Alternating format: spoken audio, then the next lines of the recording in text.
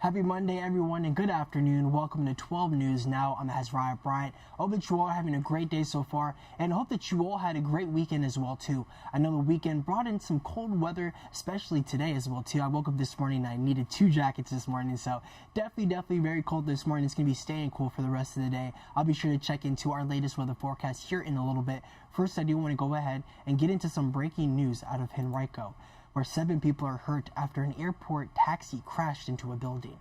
The crash happened shortly before 6 this morning on Radford Road. Take a look at your screens right here. As you can see, this is police tape right here. And then also, too, you can see there's a giant hole in this building. The Henrico County Building Inspector's Office tells us that it is condemned and closed until further notice.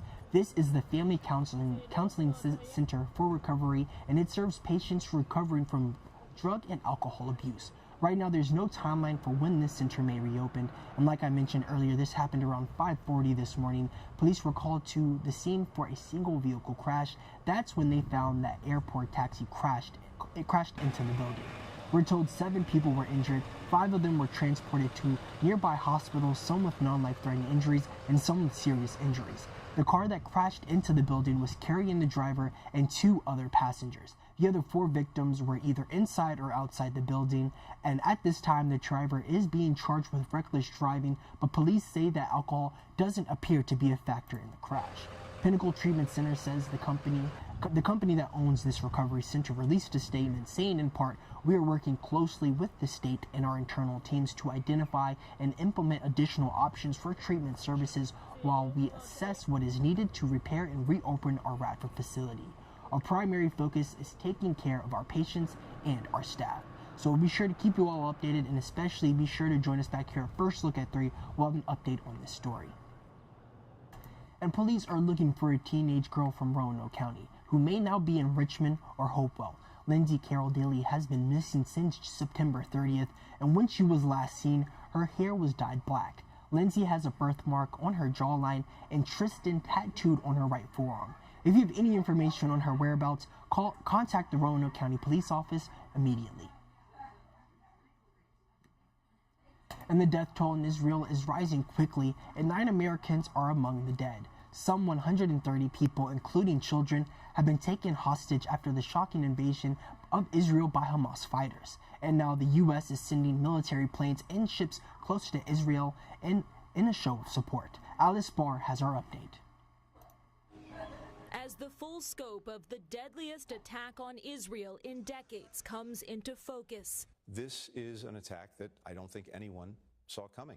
The State Department confirming that at least 9 Americans have been killed, with more U.S. citizens still missing. Lawmakers briefed on the rapidly developing situation. Americans who managed to make it out of Israel describing scenes of horror. There were rockets above us all day. Israeli officials say at least 700 people have been killed in what they're describing as their nation's 9/11. Israeli airstrikes now hammering the Gaza Strip after the ruling Hamas militant group in Gaza attacked Israel on multiple fronts Saturday morning, raining rockets into Israel, while Hamas fighters infiltrated, in some cases by paraglider, as this video shows. A music festival in the Israeli desert, one of their first targets. 260 people were killed here, many more taken hostage.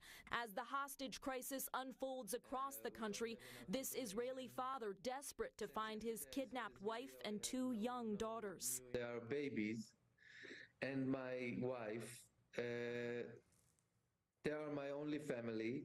The Defense Department announcing the U.S. is sending military assets closer to Israel to deter any further attacks, while U.S. officials are not ruling out using the assets to help one of America's closest allies in its fight against Hamas. There are growing questions about Iran's potential role in this attack. U.S. Secretary of State Antony Blinken said he has not yet seen evidence that Iran directed the violence, but that Iran and Hamas have had a long relationship. In Washington, Alice Barr, NBC News. And rallies happen across the U.S. over the weekend, some in support of Israel and others in support of Palestine.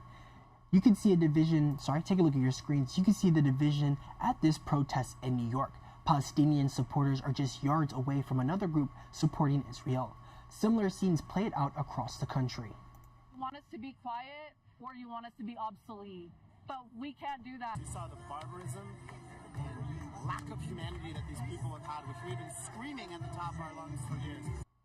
In Salt Lake City, police increased patrols following unspecified threats targeting Jewish institutions. Synagogues in Miami Beach and Beverly Hills are also ramping up security too. And we're continuing to follow that tragic shooting in Prince George County. We know 2 suspects are now in custody after a 16-year-old boy was shot and killed on a playground Friday evening. One of the suspects, who was also 16, faces multiple charges including second-degree murder. The other suspect is identified as 19-year-old Jiwan White. Police have not identified the teen that was killed, and there is also no word on a possible motive. And before we head out this afternoon, I do want to go ahead and get into the agenda for tomorrow's Hanover School Board meeting. So on the agenda so far is a review of proposed changes to the division's policy regarding transgender students. This includes separating extracurricular activities based on a student's biological sex and not their gender identity. The change would align the division's policies with the state guidelines endorsed by Governor Glenn Youngkin. So if you want to find out more information about this school board meeting, head over to Hanover School Board's website. Alrighty, well that concludes all the news that you all need to know today. Thank you all so much for joining me. Before we head out though, let's go ahead and take a look at a current weather forecast. Right now we're looking over the city of Richmond today. As you can see, we're seeing some sunny skies out there, a few clouds as well, but I know that clouds are going to be increasing once we get later into the day. I do want to go ahead and load in our other weather map too, just so you can see what our other Central Virginia areas are experiencing too. Oh, as you can see, that is the wrong thing. I'm sorry about that, everyone. I loaded in the wrong thing. All right, right now we're looking at our B&W Builders weather net. Over Midlothian, it is 64. Over in Mineral, it is 64. And over in Richmond, it is 65. So yeah, the sunshine will give way to some increasing clouds, and that's going to be covering mid to late afternoon and evening. So yeah, we're going to be seeing those clouds moving in here soon. A quick sprinkle or shower is possible by sunset, but most areas are going to be looking dry today. Lows are going to be in the mid-40s. Highs are going to be in the upper 60s. And tomorrow, Tuesday, we're looking at some mostly sunny skies. It is going to be a little warmer after another chilly start. Lows are going to be in the upper 40s, and highs are going to be in the mid-70s. So definitely make sure you download our NBC 12 First Alert weather app. That way you can stay up to date with the new or unexpected weather conditions coming into your area. And also be sure to join us coming up at First Look at 3. We'll have some more news and some more weather in those shows as well. And don't forget, my Trending Now segment is in those shows too. I always have some good stories and good videos to show you all in that Trending Now segment. So definitely check that out. That is every day in our 3 p.m. First Look at 3 broadcast. So definitely go ahead and check that out. And also be sure to join me back here at 9 a.m. tomorrow morning. I'll have some more news to start your day. But I do want to thank you all again for joining me. I hope that you all are having a great day so far. And I hope that you all had a great weekend as well too. I hope to see you all back here tomorrow morning at 9 a.m. for some more 12 News Now. Have a great day, everyone.